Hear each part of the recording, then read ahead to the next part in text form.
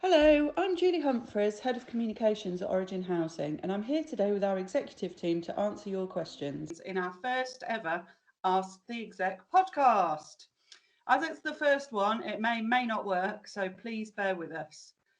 Thank you for sending in your questions. We've had over 200 come in from our survey, and so we'll be answering as many of them as we can. We found that a lot of them were themed, so we're going to answer those rather than going through all 200 of them individually. If you've left your name and contact details, we will get back to you individually, and we'll be posting this on our website and through social media. So I'll hand over to the executive team. If you could introduce yourselves and a quick overview of your area. Thanks, Julie. I'll start. So I'm Carol Carter and I'm Chief Executive. I'm Gareth Jones. I'm Director of Development. I also cover sales and plant maintenance. I'm Gloria and I'm the Finance Director. I'm Carol Williams and I'm the Operations Director, and that covers all things to do with repairs, housing management, care and support and compliance. I'm Cornelius McGrath and I'm our Interim Director of Business Change. Okay, great. Thank you very much. So I will kick off with some questions for you then. So understandably, most of the questions have been about rent and service charge payments due to COVID-19. So what help are we offering to people who can't pay their rent? Thanks, Julie. I'll start off on this and see if anybody else wants to come in. So I think we're really aware that a lot of people have been significantly affected by the impact of coronavirus and the lockdown, and that many people have seen a drastic reduction in their income or even a complete loss of their income. And are really struggling financially. So what we're doing around this is stepping up the support and advice that we provide to people. So we already have a financial support team, and I'd really encourage anyone that is at all concerned about paying their rent to contact our team. We've got details on the website, and I'm sure at the end of this recording we can give you those details again. But it's really, really important that if you've got any worries or concern that you contact us straight away, and our team can then provide you with individual support and advice. Okay, thanks. Are we going to offer payment holidays for people? Okay, so what we want to do is to talk to people individually about their circumstances. What we're really clear about is that nobody is going to be evicted as a direct result of financial problems caused to them by the coronavirus issue. So we want to talk to people about how we help them access financial support, whether that's universal credit or whether it's through the extra government support that's been offered. And we want to come to payment arrangements with people where they are struggling perhaps in the short term because they don't have access to those things straight away. So this is about really responding to the needs of individuals, and that's why we need to have a conversation with people. Okay, so just to clarify, people won't face eviction if they're unable to pay their rent. Well, what we're saying is if people are unable to pay as a direct result of the impact of the coronavirus, we won't be evicting them. But we will want to work with them to make sure that the debt is minimised, they get access to all the financial support that can be provided to them, and that as time goes on, they're in a position to be able to repay anything which they may not be able to repay in the short term. So our expectation is that people do engage with us. Obviously, if people don't contact us and don't pay, then at some point we're going to have to take steps to recover that rent. But if people are able to contact us and have a conversation with us and make arrangements, then there's no reason why they should fear losing their home. Okay, great, thanks. Next question, can you defer any increase to a later date? Okay, so I think I understand why people are asking that question. I think what we need to explain is that we've had over the last 4 years, we've had a year-on-year rent reduction. This is the first year we've been able to increase rents in line with inflation. I think added to that, the majority of our rents are at very low levels in each borough. and they're a small proportion of the market level, so something between a third and a half of market level. So our rents are low. We've not increased rents. In fact, we've reduced them over the last 4 years. So although we understand that there's a short-term challenge for people in terms of payment right now, it's important for us to be able to sustain our rental income, because we completely rely on that rental income in terms of providing services and meeting our financial obligations. So we do need, as a business, to make sure that we achieve that income that we have in our plans.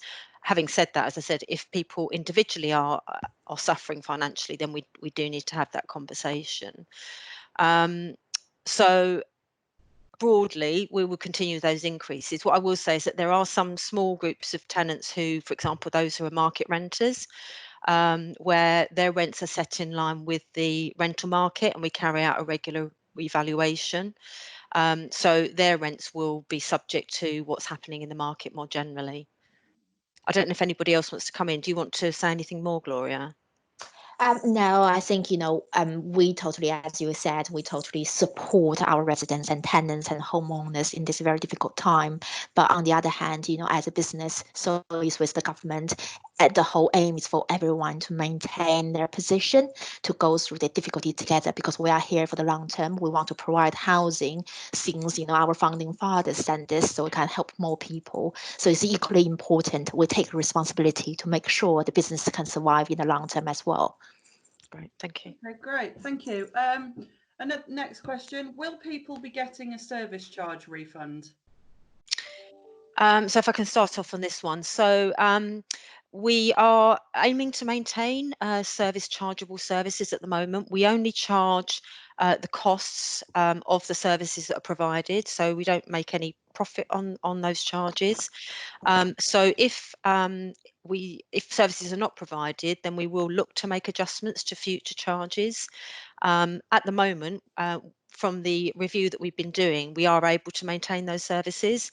I suppose the other point about that is that the government has given us guidance to say that across the sector and across government and charities and the independent sector generally, that we should continue to pay any suppliers who are at risk as well, irrespective of whether they're able to provide a full service. So we've got that to consider too.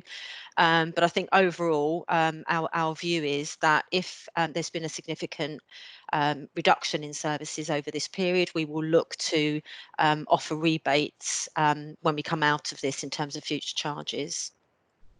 Okay, great. How can you just want to go to Gloria in case you want to add anything, Gloria?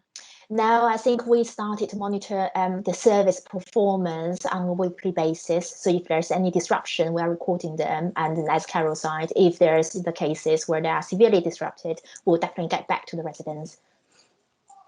Okay, thank you. How can you make a payment if you can't access the internet and you can't go out because you're self-isolating?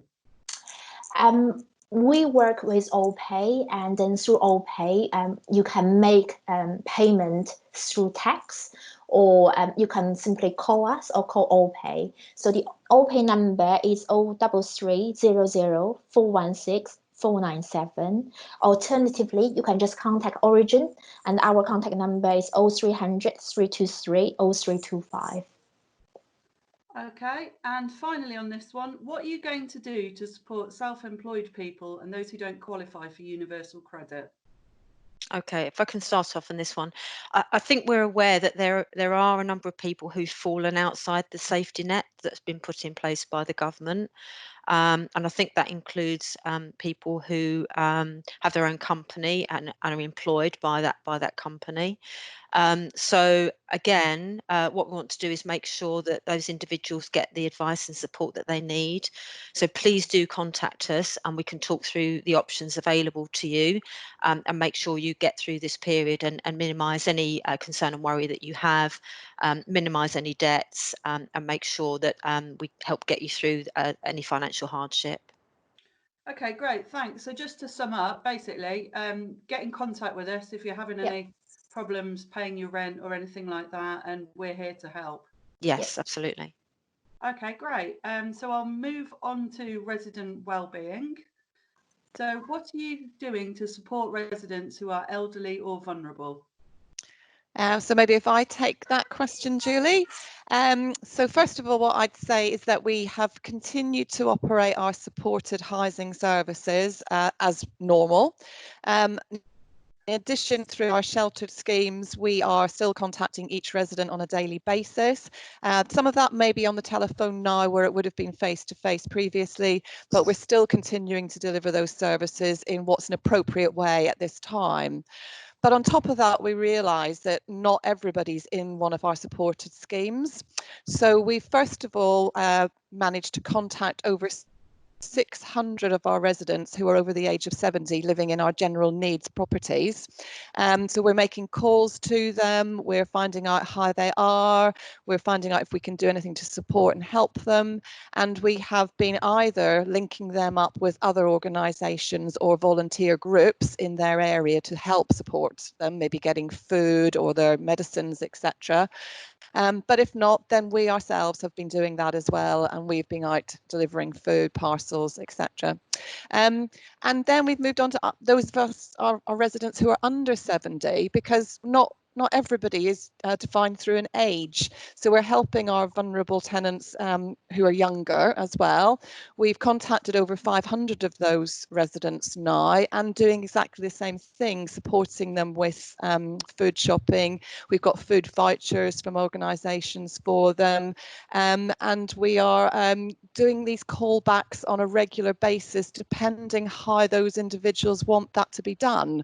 All the calls are taking about 20-25 minutes each to do, and part of the reason for doing it is not only to see if people need any help, but also just to have that contact and to be able to have a conversation with somebody on a regular basis that might suit them as individuals. So I hope we're tailoring everything we're doing to meet all the different needs and demands of our residents, those who are more vulnerable than others. But I'm sure there's more that we could do, and we'd love to get in touch with anybody that works in the NHS or in some of the other care areas who might need help from us. So if they want to, please get in touch with us through the website. Okay, brilliant. Thanks, Carol. So moving on, since the lockdown, there's some people in our buildings who are not social distancing and having parties. What can Origin do about it? So we're very clear that we want everyone in our buildings to follow the guidance that the government has laid down. And this is the way that together we're all going to manage to crack this time. So for us, if we get calls or informed of any of our residents who aren't doing this, then we will follow our normal procedures of dealing with nuisance and antisocial behaviour. Now we want to work with everybody, and we think that, you know, by having conversations with those residents, that we'll be able to ensure that maybe if they did have a visitor or whatever, they wouldn't do that again. But if we have to, then we will report to the police, and we may take action through people's tenancies as well. But we do see that as a last resort, and we do want the communities to work together to ensure that everybody abides by what's laid down in the social distancing rules. I just wanted to add to that the police have been saying themselves that obviously they're under a lot of pressure to respond to these calls, and the volume of calls they're receiving is really significant. And they've asked that if people feel able to raise an issue with someone who's in breach of the social distancing rules, that they're encouraging people to do that. Now, I appreciate that some people may not feel able to do that. They may feel they're putting themselves at risk, and we don't want that to happen. But it's just really to point out the police advice on that. Okay, great, thanks. So moving on, what services are you providing? Oh, shall I start that one, and then maybe others will want to come in as well? So we're really trying to provide everything that we have been. So we are still carrying out essential repairs. We are still dealing with tenancy matters and issues that arise. Probably the one thing we're not doing is any moving of people, such as new lettings and things like that. We're still doing our caretaking services, all our estate services. Our inspectors are still out there looking at our communal areas for health and safety issues. So if I summarised it, I'd say we're doing all our essential duties and carrying out all the essential works that need to be done in our properties to keep all our residents safe and well. Okay. And just to add to that, I think we're obviously encouraging our staff to maintain social distancing and advising residents where we are visiting to carry out essential works of what they need to do to keep themselves safe and keep our staff and our contractors operatives safe as well. So I think, as Carol said, that what we're aiming to do really is to maintain those services as much as we possibly can. I've been really fortunate that our frontline staff are so committed and still so willing to go out there and do this essential work, and all credit to them for doing that. So as time goes on, that may well change, but at the moment it feels very positive that we're able to maintain those services. Okay, that's great. Thank you. So one of the questions which I think you've covered is, why is my block not being cleaned anymore? But we are still providing that service, correct? Yes, we are still providing that service. Our estate service team, so our caretakers and our cleaners, are still out doing all the roles that they were doing previously. So they are doing the cleaning off the stairwells. We're paying particular attention to things like door handles, lifts, the buttons, the stair rails, etc. The areas that people would be more in contact with helps our residents who go in and out of the books for their to get food as essentials, etc. So Carol, you were breaking up a bit there. So just in case that wasn't clear to everybody. So Carol was saying that we're maintaining cleaning services and paying particular attention to areas where there could be a transmission of infection, like stair rails and doorknobs and lift buttons and so on. I just wanted to add also that if anyone feels that they're not receiving these services, then please do contact us. I know that when we received the questions, some people left their name and contact details, not everybody did. So if you feel that you're not getting the services that you should be getting, then please do contact us. Okay, brilliant. Thank you. So just to kind of summarise that as well, we are supporting people by making phone calls, but if you think you need anything, get in touch with us. For any kind of antisocial behaviour, if you feel confident, then you may challenge it, but again, please report it into us. Okay. Okay, right, so moving on, these are sort of under a heading of my home. I've lived in my flat for a long time. When will I get a new kitchen or bathroom when the flats next to me have been upgraded? Okay, I'll cover that. So the principle we have for deciding when to replace kitchens and bathrooms is based on applying standard lifespan expectations to them. So typically for a bathroom, this is about 30 years and a kitchen around 20 years. As we start getting close to those dates, we will carry out a validation survey to check on the condition. And as a result, some of them may be deferred and some may be carried out slightly earlier. So you may get that differential in some blocks where some kitchens and bathrooms get replaced earlier, but in general, they're replaced in a similar timescale. They may get knocked back by a year or two. And that's the normal approach we take. We do have all this information on dates on stock data. And one of the things we are looking at doing currently is to increase the number of internal surveys of our properties we're carrying out. And this will start again once the obvious lockdown is terminated. And that's to improve the knowledge of the conditions within the flats as well as the information we have on external structure. But that's the general approach we take, and that's why you may get some slight stagger in some of the dates for replacements. Okay, great, thank you. Are you planning on going ahead with the right to buy scheme the government announced in 2016? Okay, perhaps I can respond on that.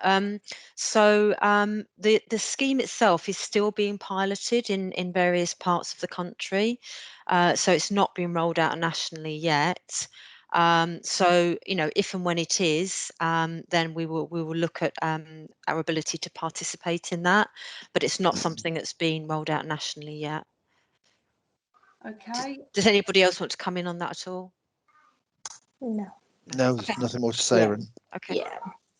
Okay, why can I not buy the flat I've been living in for the past 5 years? So it's really the same answer, that there isn't a right to buy scheme right now for housing association tenants in general. There are some who are eligible, for example, if they were previously council tenants, but generally that doesn't apply. So yes, as and when the right to buy scheme does get rolled out, then as I said, we would look to see if we should participate. Okay, why are we being charged for services we do not receive? So I think we probably picked that up earlier when we were talking about service charges. So as we said earlier, if services are not being provided, we will look to make adjustments to future charges. And we'll be keeping that under review. If any resident has anything specific that they're concerned about that is not being provided right now, I'd really encourage them to contact us and let us know more specific details on that so we can investigate. Just to add on that, to say our service charges are audited each year by an independent auditor. So so please get in touch if you experience any difficulties or different quality than you expected. We'll look at that. Okay, great. Why are tenants living in the same block being charged different service charges? So I think I'll invite Gloria to comment as well, but so it may well be that the leases are different. So if a property, if we're talking about someone who owns a leasehold, it may well be that they bought at a different time and the terms of the lease are different. So included in that might be different ways that service charges are apportioned between properties. That could be a reason. But it may well be about the type of tenure, because within a block there may be a number of different tenures and a number of different ways therefore that service charges are treated. So for example, for a market rent tenant, then their service charges are included in their overall charge. So that would be different to, say, for example, a social rent tenant. So Gloria, is anything to add to that? Now, maybe just gave a couple of examples, because the difference in tenure. So, for example, for a shared owner or leaseholder, there will be charges likely to be ground rent, sinking fund contribution, buildings insurance. And if you're a tenant renting a property, those charges you wouldn't see on your service charge statement. Yeah. I can add a comment there as well. It's very common especially on new developments and with leases, and even sometimes on the rented properties, that service charges are apportioned in relation to size of flats as well. So that will affect individual schemes, not across the board, but that can also be sometimes the reason for that variation. Okay, great. And why are you still contacting us for gas and electrical safety checks? Okay, so if I maybe pick that up, and I do understand people's concerns, and it does seem contradictory, doesn't it? We've got government guidance saying that we should have our social distancing, and many people may be self-isolating, and we understand people's concerns on that. But at the same time, the government's advice is that landlords such as ourselves must continue to carry out essential works that are critical to the health and safety of our residents. And that almost becomes even more important now that so many of us are at home all the time and we're spending more time at home. So things like carrying out our gas checks annually, our electrical testing programs, all must continue as part of that drive to ensure that everybody is healthy and well and safe in their buildings. So to do that, what we're doing is making sure that the guys that will be coming in do the social distancing from the resident in the flat. We would ask the resident to stay in a different room to them, and they're taking all precautions. They've all got PPE, so gloves, and they'll be washing their hands with sanitizers, etc., before entering anyone's properties. So this is really important work that has to continue, even though it might sound a bit contradictory to some of the other advice coming from the government. And just to add to that, the Health and Safety Executive have issued really clear guidelines to say that there is an expectation, a continued expectation, that landlords meet their compliance obligations, which means that we do have to carry out these checks. So, bearing that in mind, is that why we're still replacing fire doors in communal areas? It is exactly the same reason as well. So whilst all the social distancing measures are in place, the government have made specific statements that they expect all fire safety works to continue. And the fire doors, most of the ones we're replacing are either communal or front doors.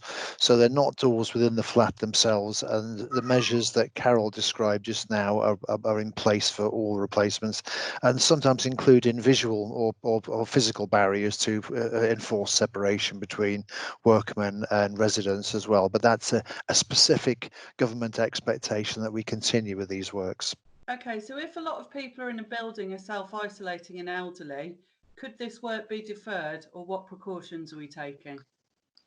So what we'd prefer to do is not defer the works, and we would prefer to still carry on with the works for the reasons I said, of making sure that everybody is safe in their buildings. What precautions we're taking are doing all the guidance that the government has said around the social distancing, around hand washing, and working with each resident to ensure that they are in a different room to the workmen at the time. Okay, our fire evacuation policy has changed. What are you doing about fire safety? Okay, if I can start off on this one. So I'm guessing this is somebody talking about the policy in their particular block. So in terms of what we're doing about fire safety, a huge amount. So over the last couple of years, 2 or 3 years, we've invested millions in strengthening fire safety measures across all of our stock, and we're continuing in that work. We've also recruited a large number of additional people to help us to manage building and fire safety, and to make sure we have access to the right skills and knowledge, so that we can ensure that all our residents are safe. So in instances where a policy has changed in a particular block, for example, from stay put, which means if there's a fire, you stay put in your flat unless the fire is in the flat. If we've changed that to fire evacuation policy, that's because we've carried out an in-depth fire risk assessment, which has identified some additional work that needs to be done to ensure that a stay put policy can be reinstated. And until we've carried out that work, we will have an evacuation policy. And just to confirm to everybody that we've carried out in-depth assessments across all of our blocks. In some cases, there's further intrusive fire risk assessment work that we need to do. And we're doing that on a planned and progressive basis. So we're satisfied that we have appropriate fire risk assessments in place for all of our blocks. There are some where we have work to be done, and residents can access that information about their block through our website. We've got a specific portal for that. So if people want to know what action needs to be taken as a result of an assessment, that is visible to them. So for us, fire safety, building safety generally is our top priority, and we're continuing to invest at a high level in the remediation work and ensuring that we have the right skills and resources available to us to make that happen. So Carol, I don't know if you want to add anything to that. I don't think so. I think that really covers everything what you've said already. Okay, thanks. Okay, great. When will common spaces like laundry rooms and corridors be deep cleaned and disinfected? So I think one of the earlier questions was about the services that we are doing, and we are continuing to do the cleaning in all our corridors, laundry rooms, etc. So we don't have a plan for deep cleaning or disinfecting our laundry rooms and corridors, because we are continuing to do all the cleaning as normal. And as I said earlier, we are paying particular attention to things like handles and doors, so that we minimize any spread of the COVID-19. Okay, brilliant. Well, I'd like to thank you all as an executive team for taking the time out to answer the questions. And thank you to anyone that listens. If you'd like to get in contact with us about anything that's been discussed today in our Q&A, please call the number on the screen, email enquiries@originhousing.org.uk, or use our contact form on our website in the Contact Us section.